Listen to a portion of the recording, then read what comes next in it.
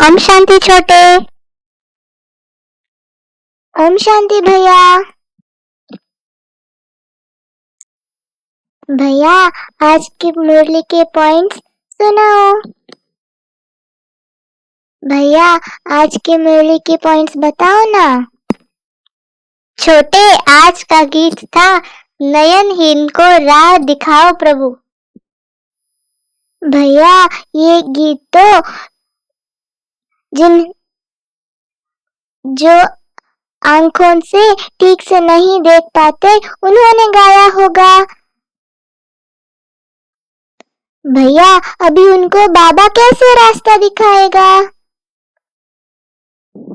अरे छोटे बहुत दिनों से तो बहुत अच्छी ज्ञान की बातें कर रहे थे। कोई क्वेश्चन भी नहीं पूछते थे, कोई उल्टी सुल्टी बात भी नहीं करते थे। आज क्या हो गया? आज तो फिर से वो छोटे लौट कर आया है। इतने दिन तो कुछ अलग ही था।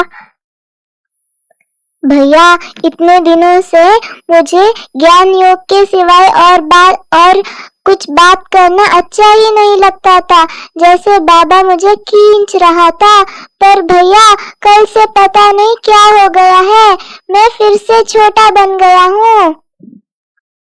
और मुझे भी लग रहा था कि मैं बहुत प्रश्न करता हूँ और आप भी कहते थे कि बहुत प्रश्न करते हो, ये मत पूछो वो मत पूछो, और सभी के सामने मुझे होमवर्क देते थे और बहुत भला बुरा भी कह देते थे। तो मैंने सोचा था कि कुछ भी हो जाए मैं अब से प्रश्न नहीं पूछूंगा। पर भैया वो क्या है ना, प्रश्न ना पूछने से बहुत सारी चीजें अंदर ही रह जाती है। इसलिए मैंने सोचा आज से प्रश्न पूछ लेता हूँ। कोई बात नहीं छोटे, प्रश्न पूछना तो अच्छी बात होती है। और अगर मैं आपको होमवर्क भी देता हूँ तो वो इसलिए ताकि आप खुद से उसे मनन चिंतन करें, बाबा की बातों को समझे। लेकिन आप जैसे हो वैसे ही रहना, ठीक है ना।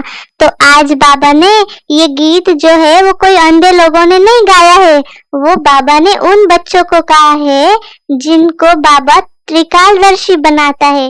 बाबा ने कहा ये गीत भगत भगवान को पुकारने के लिए गाते हैं।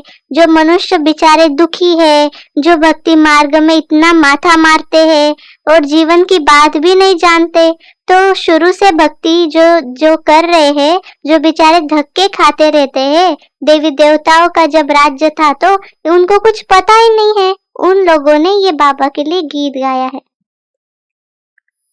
ओ भैया अब समझा। तो भक्ति में हम भी पहले अंधे थे, तो बाबा को मिलने के बाद बाबा हम सब की आई ऑपरेशन कर लेता है।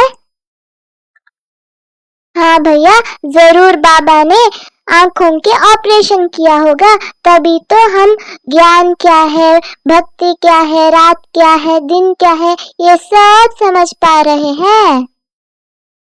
हाँ छोटे, आज बाबा ने ये भी कहा कि भगवान उवाच मैं तुमको राजयोग सिखाता हूँ। श्रीमद् भगवद गीता मुख्य है, श्री माना श्रेष्ठ मत। तो बाबा ने कहा अब तुमको बुद्धिवान बनाया जाता है। दिव्य चक्षु माना ज्ञान का तीसरा नेत्र दिखाते हैं। वास्तव में ज्ञान का तीसरा नेत्र तुम ब्राह्मणों को ही मिलता है, जिससे तुम बाप को और बाप की रचना के आदि मध्य अंत को जानते हो।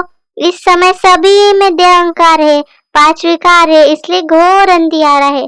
तुम बच्चों के पास अभी रोशनी है, तुम्हारा आत्मा में सारा ज्ञान समाया हुआ है।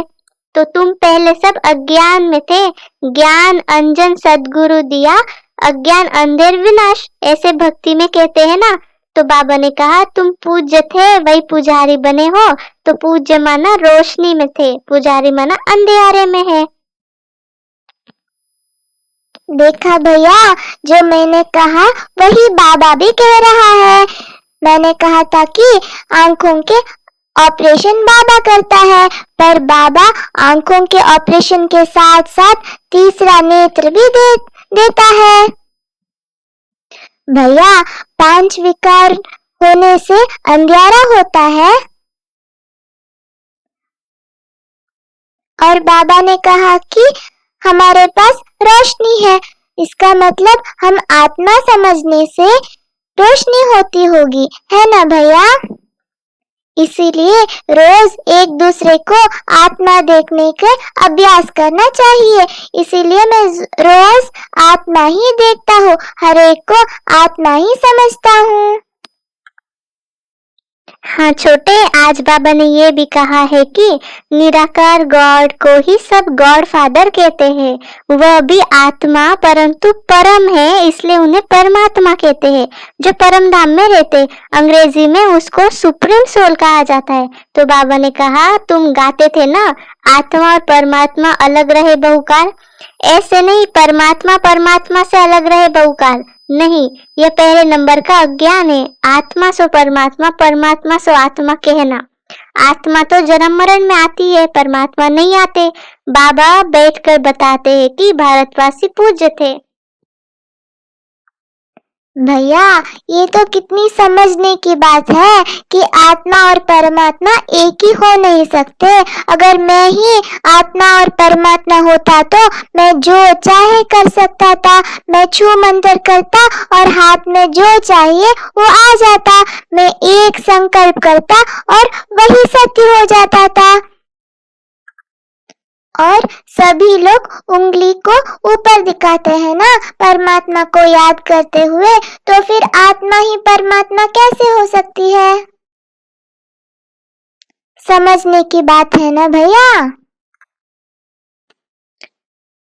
हाँ छोटे, आगे बाबा ने ये भी बताया कि लोग ये समझते नहीं है, स्वर्ग को नर्क समझ लेते हैं। कहते हैं वहाँ कंस, जरासंधी, हिरण्यकश्यप आदि थे स्वर्ग में।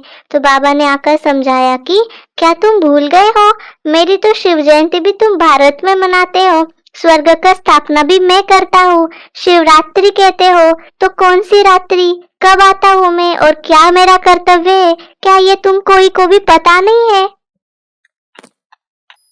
हाँ भैया, बाबा ने बिल्कुल सही कहा। अगर स्वर्ग में भी कंस, जरासंध जैसे असुर होते तो वहाँ भी दुख होता। फिर स्वर्ग में जाने की आवश्यकता ही नहीं, किसी को इच्छा ही नहीं होता कि स्वर्ग में जाए। और शास्त्रों में बताते हैं कि देवताओं के साथ दैत्यों ने युद्ध किया, पर क्या देवता इतने कमजोर है कि वो असुरों के साथ युद्ध करना पड़े? और युद्ध करके स्वर्ग को जीतना पड़ता है क्या? स्वर्ग माना जहाँ सुख ही सुख है, वहाँ कोई असुर पाँव ही नहीं रख सकता। हाँ छोटे, एकदम सही। आज बाबा ने ये भी कहा है कि इस समय अभी तुम हो ब्राह्मण चोटी, तुम हो ईश्वरीय औलाद प्रैक्टिकल में। तो इस समय राजयोग और ज्ञान से तुमको सुख घनेरे मिलते हैं। कोई तो सूर्यवंशी राजधानी का वर्षा लेते, कोई चंद्रवंशी का। तो सारा किंगडम स्थापन हो रहा है, अपने पुरुषार्थ से पद पाएंगे। इसलिए अगर पढ़ते पढ़ते शरीर छूट जाए तो क्या पद मिलेगा, ये बाबा बतला सकते हैं। भैया, ये तो कितने नशे की बात है कि हम ईश्वर की औलाद है, ईश्वर की बच्चे हैं। ये तो बहुत बड़ा स्वमान है। मैं तो सारा दिन इसी स्वमान में रहूंगा। हाँ छोटे, आज बाबा ने ये भी कहा कि अपने को देखो कि हम लायक बने हैं, जो मम्मा बाबा की गद्दी नशीन बन सकते हैं। यह है ही पतित दुनिया, लेकिन सबसे मुख्य है पवित्रता। अब तो no health, no wealth, no happiness है। यह ऋण्य के पानी में सलमाना मृग तृष्णा के समान राज्य है। जैसे दुर्योधन की कहानी में लिखा है ना कि दुर्योधन विकारी को कहा जाता है, द्रौपदिया कहती हमारी लाज रखो। सब द्रौपदिया है ना, यह बच्चिया स्वर्ग का द्वार है, बाबा ने कहा। बाबा कितना अच्छी रीति समझाते हैं। नॉलेज तो ब्रह्मचर्य में पड़ी जाती है ना, तो सबसे इम्पोर्टेंट है प्योरिटी। भैया, आज बाबा ने कहा कि प्यूरिटी ही सभी सुखों का आधार है। तो हम सब तो स्टूडेंट्स हैं। Student life is the best life. तो हम स्टूडेंट्स होके पवित्र रहना चाहिए, तभी हम सारी ज्ञान को धारण कर सकते हैं और बाबा जैसे कहते हैं वैसे चल सकते हैं। हाँ छोटे, आज बाबा ने बहुत मजेदार बात कही है। वास्तव में हमारे लिए मजेदार है, लोगों के लिए तो शॉकिंग बात है। बाबा ने कहा मरना भी जरूर है। मरने समय मनुष्य को मंत्र देते हैं ना, बाप कहते तुम सब मरने वाले हो, मैं कालों का काल सबको वापस ले जाने आया हूँ। तो खुशी होनी चाहिए ना। तो अच्छी रीति पढ़ेंगे तो स्वर्ग के मालिक बनेंगे। हाँ भैया, बाबा ने बिल्कुल सही कहा। कितना अजीब बात है ना, हम मरने की बात सुनकर कितने खुश होते हैं। हम बाबा के पास जाएंगे, बाबा के साथ जाएंगे, क्योंकि आत्मा तो इमॉर्टल है। सतयुग में आएंगे। भैया, मरने के बाद कितना मजा आएगा। हम स्वर्ग में जाएंगे, नया शरीर, नया दुनिया, सब नया। अभी तो कुछ न कुछ होता ही रहता है शरीर में, और दुनिया के वाले मरने की बात सुनते ही घबरा जाते हैं। 6 महीने के बाद मरने वाले 2 दिन में ही शरीर छोड़ देते हैं। हाँ छोटे, सही कहा। तो बाबा ने कहा कि बाप कहते हैं बच्चे तुम एक्सचेंज करो, तुम्हारा ककपन मेरा और हमारा सब कुछ तुम्हारा। देह से जो कुछ है वह सब मेरे को दे दो। मैं तुम्हारी आत्मा और शरीर दोनों को पवित्र बना दूंगा और राजाई पद भी दूंगा। तुम्हारे पास जो कुछ है तुम बलि चढ़ा दो तो जीवन मुक्त हो जाएंगे। बाबा ये सब आपका है। बाबा कहते हैं तुम मुझे वारिस बनाओ। मैं 21 जन्म तुम्हें वारिस बनाता हूँ, सिर्फ मेरी मत पर चलो। भल धंधा आदि करो, विलायत जाओ, कुछ भी करो, सिर्फ मेरी मत पर चलो। खबरदार रहना, माया घड़ी घड़ी पछाड़ेगी। कोई भी विकर्म नहीं करना। श्रीमत पर चलेंगे तो श्रेष्ठ बनेंगे, ठीक है ना। ऐसे बोला है बाबा ने छोटे। भैया, तो मुझे अभी के अभी लिस्ट बनाना होगा कि मेरे पास क्या क्या है और जो सभी मैं बाबा को दे सकता हूँ। सारी बैठ के लिस्ट बनाऊंगा, फिर सब कुछ सेंटर पे दे दूंगा। फिर सेंटर से जो कुछ भी मिलता है बाबा से वही यूज करना पड़ेगा।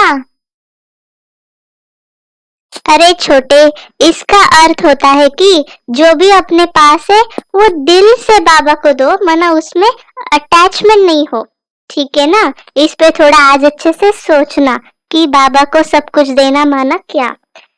अच्छा, तो बाबा ने आज अंत में बोला है कि निमित्त बनी हुई जो आत्माएं हैं उनके द्वारा कर्मयोगी बनने का वरदान प्राप्त जो करते हैं वही मास्टर वरदाता बनते हैं।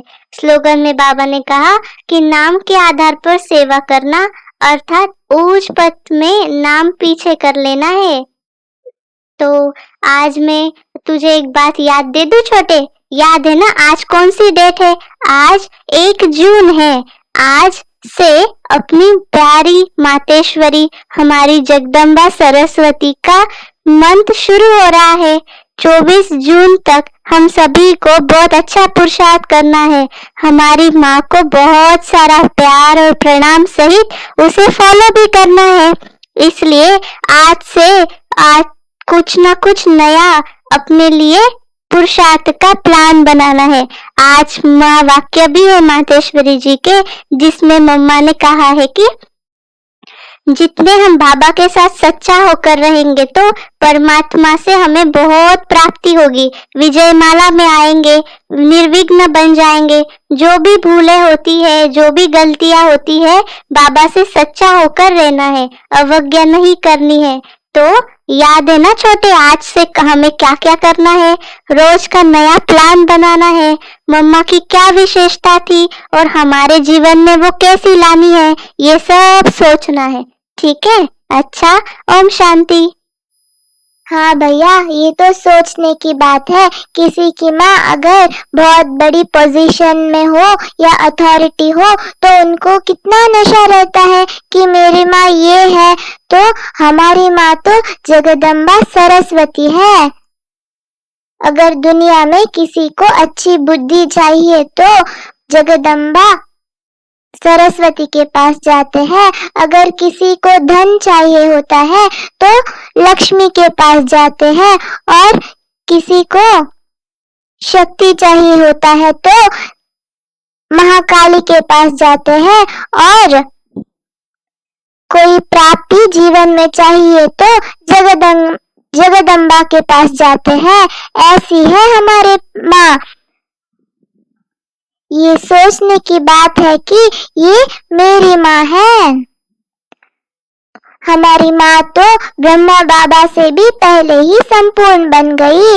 इसीलिए कहते हैं, पहले सीता फिर राम, पहले राधा फिर कृष्ण, पहले लक्ष्मी फिर नारायण।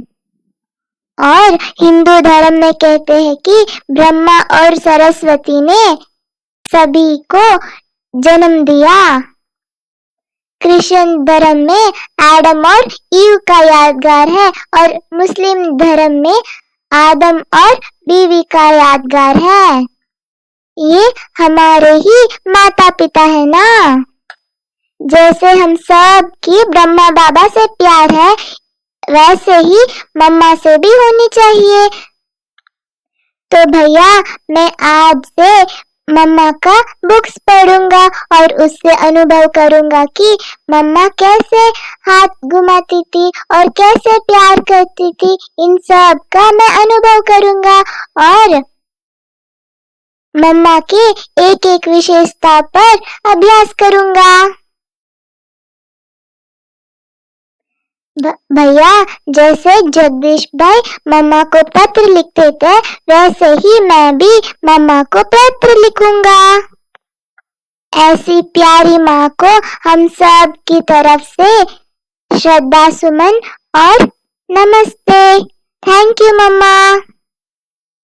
आप सभी को इस छोटे बड़े की कॉन्वर्सेशन अच्छा लगा है तो लाइक, सब्सक्राइब और शेयर करना मत भूलिएगा। ओम शांति।